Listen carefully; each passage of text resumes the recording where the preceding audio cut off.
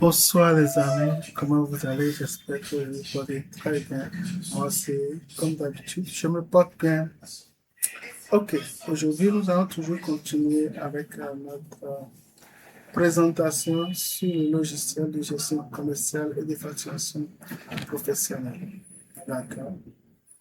Ok, dans la vidéo précédente ou précédemment, nous avons étudié les modules tels que la désignation des factures profondes, la commande des clients, d'accord, la désignation des ventes, la dénomination des factures de vente. Maintenant, nous allons nous assujettir sur un dernier élément ou bien un dernier module qui signifie, qui désigne tout doucement les bordeaux de livraison.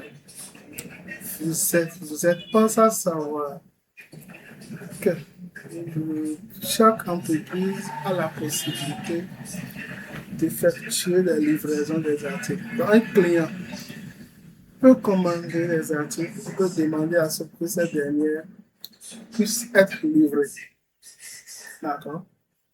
Donc, de ce pas, vous avez la possibilité d'intégrer le système de livraison des articles après la vente. Donc, vous savez que aucune livraison ne peut se faire en rien.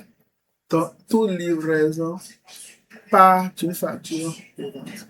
Donc, ce dernier lien entre l'élément, la facture de vente et le module de livraison des articles est bien ensemble.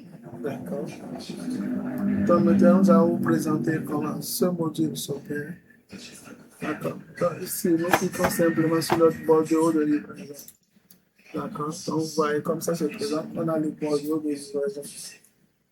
Donc, une fois que l'interface de connexion de présentation du bordereau de livraison est finie, tout ce que nous aurions à faire, c'est de préciser la facture de vente. D'accord? Donc, nous payons simplement la facture de vente. Donc, ce qui nous concerne est la dernière facture, celle de Jazz Technologies. D'accord? Donc, nous avons tous les articles qui se présentent, toutes les différentes informations, c'est-à-dire le numéro de la facture, les différents articles, les clients avec probablement aussi les différentes coordonnées du client, parce que nous avons mis ces coordonnées, le numéro de téléphone et tout ça pour pouvoir effectuer la livraison en toute sécurité. D'accord? Donc, très bien. Donc, une fois que nous avions tous ces différents éléments, nous n'avons qu'un seul truc à faire, c'est effectuer l'enregistrement. Ok, donc vous avez vu, quand l'enregistrement a été fait, la synchronisation de l'élément a été faite. Donc, une fois c'est fait, vous avez vu votre bordereau de livraison, d'accord, qui est bien présenté. Vous voyez, sur votre bordereau de livraison. Donc, le bordereau de livraison, en fait, est la fiche que vous deviez présenter après réception, après à savoir livrer le produit. Vous le présentez au client, le client va le télécharger pour confirmer. Pour confirmer ou infirmer, mais il ne peut que confirmer la réception des articles. Donc, une fois que les articles sont vendus et livrés, maintenant il faudra une constatation de livraison effectuée par votre client ou bien par une tierce personne représentant le client. Donc, une fois que c'est fait, l'enregistrement est effectué et directement, cette facture de vente se trouve plus dans la liste des factures en attente de livraison. D'accord? Maintenant, une fois que c'est fait, nous allons entamer maintenant une livraison. Nous allons entamer une nouvelle livraison, s'il vous plaît, mais je préfère que nous attaquons le dernier module, qui n'est que le module de retour de vente. C'est-à-dire quoi? Le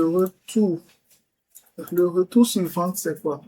Le retour sur vente est l'élément, c'est l'ensemble des éléments que le client peut nous faire retourner Au cas où les produits ne correspondent pas ou lors de la livraison, c'est-à-dire le transport par exemple, certains produits se sont dégradés ou comme j'ai bien dit, pour nos conformités du produit avec ce qui a été indiqué dans le bon de commande. D'accord? Donc celui-ci se fait uniquement sur les bordeaux de livraison. D'accord? Donc pour pouvoir effectuer un retour, nous pouvons supposer que sur 100 articles, nous avons 1, 2, 3 articles qui ont été faits retourner à cause d'un état désastreux. D'accord? Donc nous venons ici simplement, nous précisons le numéro du bon, d'accord? Donc nous pouvons dire que c'est uniquement sur cette ligne, uniquement, donc nous pouvons tout supprimer pour dire que nous retournons tout, que aucun d'eux, par exemple, n'est conforme à ce que nous avons demandé sur le bon de commande. D'accord? Donc ça, c'est le client. Donc, vraiment, il peut nous le faire retourner. Et c'est de là où, en fonction de leur état, nous déclarons maintenant que ces éléments sortent du stock parce qu'on doit recruter de répondre au client. Donc, nous lui envoyons soit des produits en bon état, soit nous lui disons d'attendre que nos fournisseurs nous puissent nous livrer d'autres éléments que nous allons retourner à notre client. Donc, vous voyez, donc c'est la suite logique de tout le système. D'accord? Donc, le retour suivant est finalement appliqué. D'accord? Donc, retour suivant. D'accord? C'est très simple. Donc, maintenant, nous allons finaliser enfin tout ce processus de vente qui commence par la présentation ou la réalisation d'une facture pro forma, la commande du client qui peut passer ou pas à partir du devis ou de la facture pro forma. Nous avons maintenant une facture de vente, une désignation de vente qui peut passer directement de la commande client ou non, d'accord? Et enfin, nous avons le bordereau de livraison qui est fait.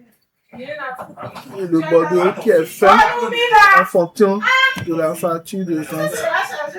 D'accord? Et enfin, le retour de vente qui est fait sur un bordereau pour pouvoir éliminer les articles qui ne sont malheureusement pas conformes. D'accord? Donc, tout ce volet est fini. Donc, prochainement, nous allons vous présenter les ventes au comptoir. Et nous allons expliquer pourquoi celui-ci est complètement différent des autres. D'accord? Nous vous remercions.